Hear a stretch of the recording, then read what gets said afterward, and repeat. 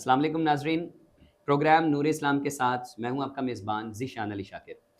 नाजरीन, आज हमने अपने इस प्रोग्राम में जिस मौजू पर गुफ्तगू करनी है वो रोज़े के मसाइल हैं कि ऐसी कौन सी चीज़ें हैं कि जिनकी वजह से रोज़ा टूट सकता है, और ऐसी कौन सी चीज़ें हैं कि अगर वो हमसे मिस्टेकनली या इंटेंशनली मतलब हो जाती हैं तो रोज़ा हमारा जो है वो कायम रहेगा।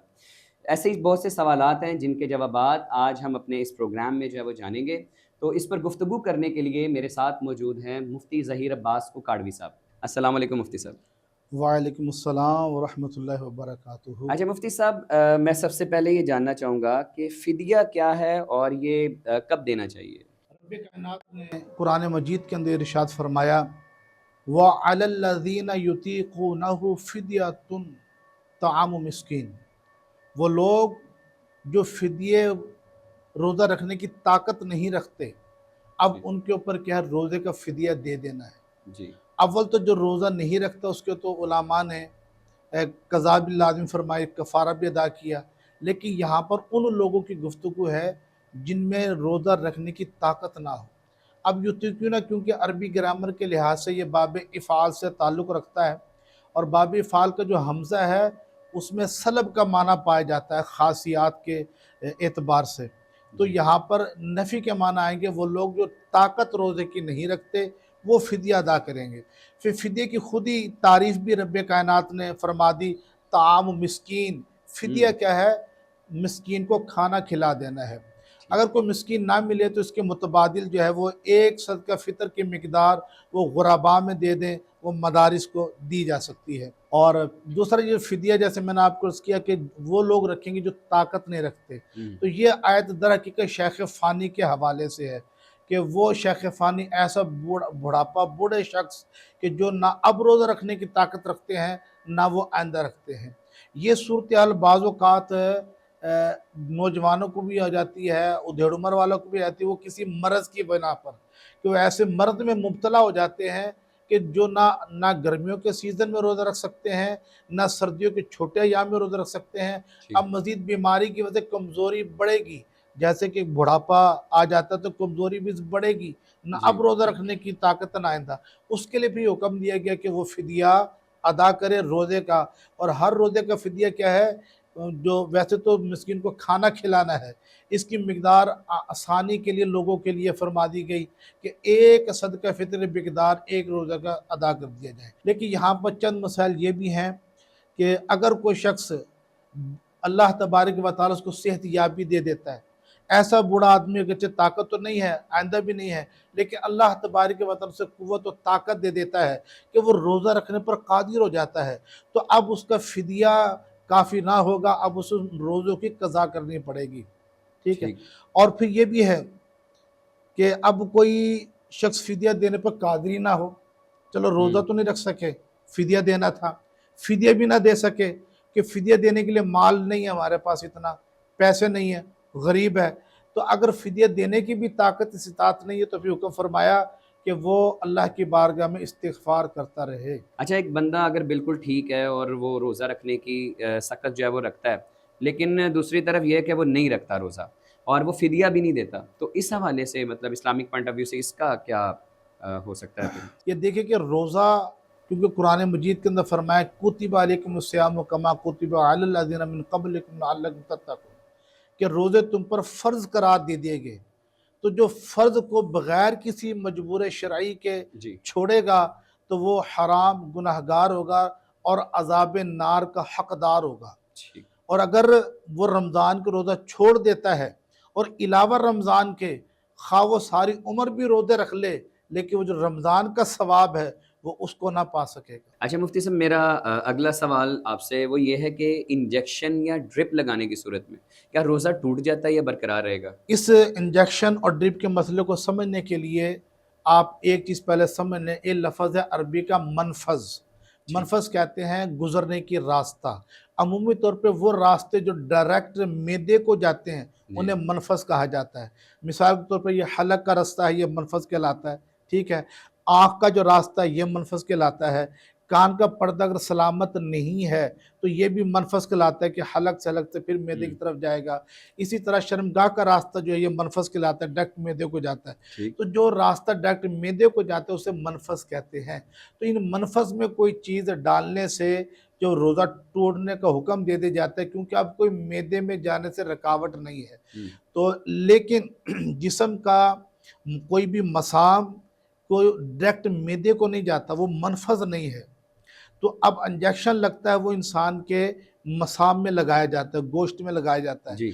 कोई भी वेन, कोई भी रग जो है वो डायरेक्ट मैदे को नहीं जाता, मनफज नहीं है, तो वहाँ पर भी अगर कोई ड्रिप लगाने से रोज़ा नहीं टूटेगा, सिर्फ वहीं पे टूटेगा जहाँ पे डायरेक्ट मैदे को जाता होगा। यहाँ पर समझाने के लिए इस मसले को 2 मिसालें आपको दूँ।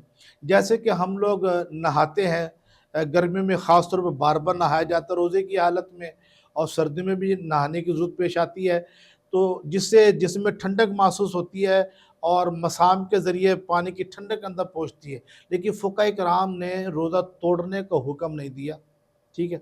तो मसाम कोई भी डायरेक्ट मैदे को नहीं जाता, वो मलफ़ज़ नहीं है। इसी तरह समझाने के लिए बिच्छू जो है या सांप है, वो रोज़ेदार को डस लेता है। अब वो डसता क्या इंसान के गोश्त में, उसके मसाम के ज़रिए ज़हर फैलता है, पूरे जिस्म में फैल जाता है। गो के रोज़ादार अलग बात है कि मर जाता है, लेकिन फ़ुक़हा किराम बिच्छू लड़ लेने से या सांप के लड़ लेने से रोज़े के टूटने का हुक्म नहीं देते। वजह यही है कि कोई भी मसाम डायरेक्ट मैदे को नहीं जाता। तो असल जो खुलासा निकला कि जो चीज़ डायरेक्ट मैदे में जाएगी, मनफस में जाएगी, तो वो रोज़े को तोड़ेगी, ना कोई ड्रिप और इंजेक्शन, क्योंकि ये रग में लगता है, मसाम में लगता है, ना कोई रग ना कोई मसाम डायरेक्ट मैदे को नहीं, मलफज नहीं होता, लिहाजा इंजेक्शन लगाया तो रोज़ा नहीं टूटता। लेकिन यहाँ पर एक बात और मैं तवज्जो करूँ, ये इंजेक्शन बिला ज़रूरत बगैर हाजत लगाना मकरूह, ना पसंदीदा अमल है, कि जब अल्लाह ने ताकत से इस्तात दी है तो अपनी इंसान ज़ाती कुदरत के ज़रिए रोज़े को जाता है कि कुछ मुशक्क़त भी हो, अजर भी मिले। लेकिन सहूलत के लिए बार बार ड्रिप लगवा लेना, इंजेक्शन लगवाना ताकि पानी की कमी पूरी हो जाए, मैं रोज़ा गुजार लूँ, हालांकि हाजत भी नहीं, ज़रूरत भी नहीं, ना तभी हाजत है ना शरई हाजत, तो बिला ज़रूरत इंजेक्शन ड्रिप लगाने को उलमा ने नापसंद करार दी है। वो कि रोज़ा गरचे टूटेगा नहीं। जी। अच्छा, मुझे ये बताइएगा कि रोज़े की हालत में हम मोस्टली जो है वो लोग टूथपेस्ट करते हैं और मिसवाक भी करते हैं या मंजन वगैरह जो है वो कर लेते हैं। तो क्या ये 3 जो हैं चीज़ें कि टूथपेस्ट करते हैं, मिसवाक या मंजन, ये करने से रोज़ा मतलब टूटता है? क्योंकि टूथपेस्ट के ज़रिए मोस्टली ऐसा होता है कि वो नीचे उतरने का, हलक में उतरने का वो ख़दशा इस तरह। दर हकीकत ये मिसवाक और टूथपेस्ट और मंजन के दोनों के अहकाम अलग हैं। मिसवाक तो क्योंकि करना सुन्नत है, अहादीस मुबारक में, ठीक है, तरगीब भी आई है, और इस वजह से मिसवाक चाहे तर हो चाहे खुश्क हो, रोज़े की हालत में की जाएगी। किसी किसी की मिसवाक वो रोज़े को नहीं तोड़ेगी। बस ये अंदेशा रहे कि जो जब उसको चबा कर नरम किया जाता है, उसके रेशे वगैरह हलक में ना उतरें। दूसरा रह गया ये टूथपेस्ट और मंजन, तो अब क्योंकि टूथपेस्ट मंजन जो है ना, इनका गैर महसूस तरीके से वो थूक में शामिल उसके अज्जा हलक में उतर जाते, इसका कवी अंदेशा होता है। तो उलमा ने इस कवी अंदेशे के पेश नज़र इसको ममानियत करार दी है कि इसको टूथपेस्ट रोज़े की हालत में ना की जाए, इससे बचना बड़ा दुश्वार है। और मंजन से भी इसके अज्जा थूक में शामिल होकर हलक से उतर जाएँ, इससे बचना भी दुश्वार है। तो क्यों शायबा है और काफ़ी कवि इसमें सब में शुक व शुबहात है कि उतरने के, इसलिए टूथपेस्ट की ममानियत है और मंजन की भी ममानियत है इसकी हालत में। हाँ, खाली बुरश को करता है फिर कुल्ली कर ले तो उसमें कोई हर्ज नहीं है, ठीक है, वो मिसवाक की मानिंद हो जाएगा। जी जी। अच्छा मुफ्ती साहब, आँख में मतलब रोज़े की हालत में हम सुरमा वगैरह डालते हैं, या लेट्स सपोज के आँख जो है वो ख़राब है किसी की, तो उसने दवा जो है वो यूज़ करनी है, तो क्या इससे रोज़ा टूटेगा? आँख के हवाले से ये अर्ज़ ये है, देखिए सुरमे तो अहादीस मुबारक में सराहतन इसके जवाज़ का आने की वजह से सुरमे का इस्तिस्ना फ़ुक़हा कराम ने करार दिया कि रोज़े की हालत में अगर सुरमा लगाएंगे तो रोज़ा नहीं टूटेगा। इसके अदरवाइज़ कोई दवा डालना आँख में, क्योंकि ये आँख के ज़रिए भी हलक में जाता है, हलक से फिर मैदे में, ये मनफज़ है, तो कोई दवा वगैरह डालने से आँख में ये रोज़ा टूट जाएगा। लेकिन इसमें सुरमे का इस्तिस्ना है अहादीस में आने की वजह से, उसकी इजाज़त लगाने की।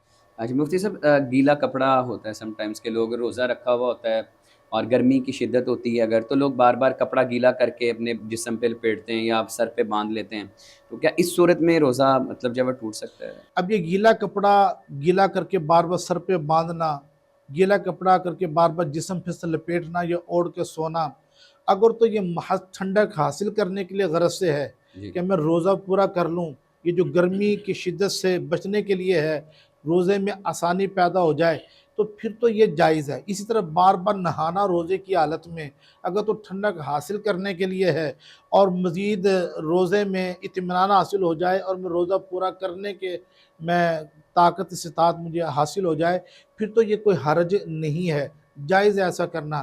لیکن اگر اس غرض سے ہو کہ تنگی دل کے لیے یا آوازاری ظاہر کرنے کے لیے عبادت سے، پھر یہ منع کیا جائے گا اس چیز سے کہ بار بار گیلا کپڑا لپیٹنا یہ سے آوازاری ظاہر نہ ہو، بار بار نہانا آوازاری ظاہر کرنے کے لیے نہ ہو، کیونکہ عبادت سے دل تنگ کرنا یہ عند اللہ محبوب اور اچھا عمل نہیں ہے۔ جی ٹھیک ہے، بہت شکریہ مفتی صاحب۔